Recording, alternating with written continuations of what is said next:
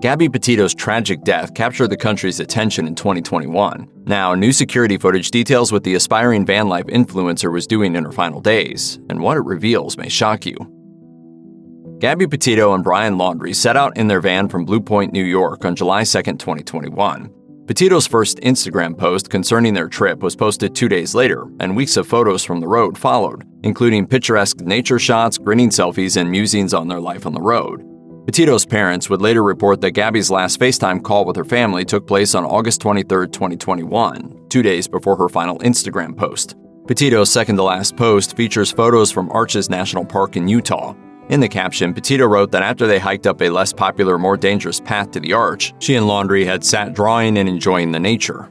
It would later come to light that the day had been much less peaceful and calm than it appeared on Instagram. On August 12, 2021, a 911 call came into the Grand County Sheriff's Office.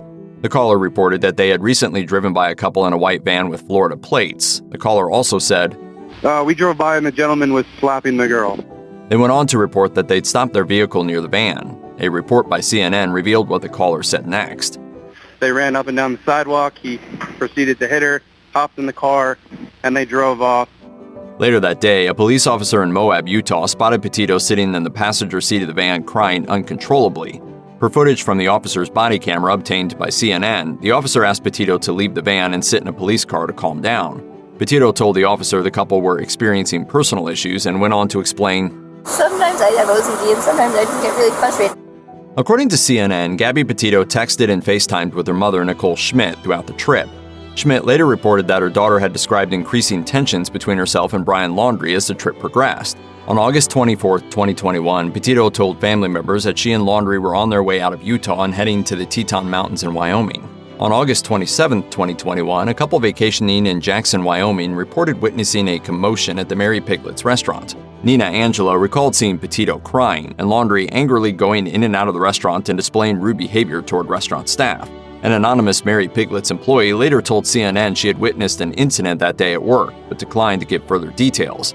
Nicole Schmidt later reported that she received an odd text from Petito that same day, reading, "Can you help Stan? I just keep getting his voicemails and missed calls."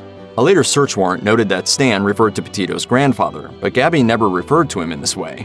Finally, a pair of hikers took a video that included footage of Petito and Laundrie's van in the Spread Creek dispersed camping area between 6 p.m. and 6:30 p.m. On September 1, 2021, Laundrie arrived alone at his home in Northport, Florida, where he and Petito had been living with his family. Petito's family reported her missing 10 days later. On September 19, 2021, officials found human remains consistent with the description of Gabby Petito in Bridger Teton National Forest. By that time, Brian Laundrie had hired a lawyer and refused to speak publicly about what had happened to Petito, merely releasing a statement through his attorney that read in part, "On behalf of the Laundrie family, it is our hope that the search for Miss Petito is successful and that Miss Petito is reunited with her family. On the advice of counsel, the Laundrie family is remaining in the background at this juncture and will have no further comment."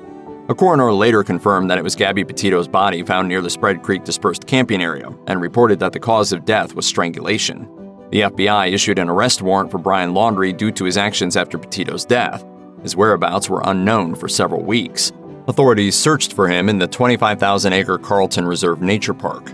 They found human remains later confirmed to be Laundrie's, along with a backpack and notebook in the Myakkahatchee Creek Environmental Park. People magazine later further reported that Laundrie died of a self-inflicted gunshot and admitted to killing Petito in his notebook, writing, "I ended her life. I thought it was merciful. That is what she wanted, but I see now all the mistakes I made."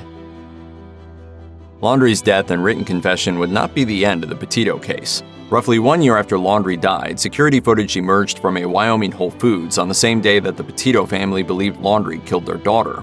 In the video, the white Ford Transit van in which the two aspiring van life social media celebrities traveled in can be seen entering the Whole Foods Market parking lot, located in Jackson, Wyoming. The civil lawsuit filed by Petito's parents claims that she was killed by Laundrie the same day the video was taken.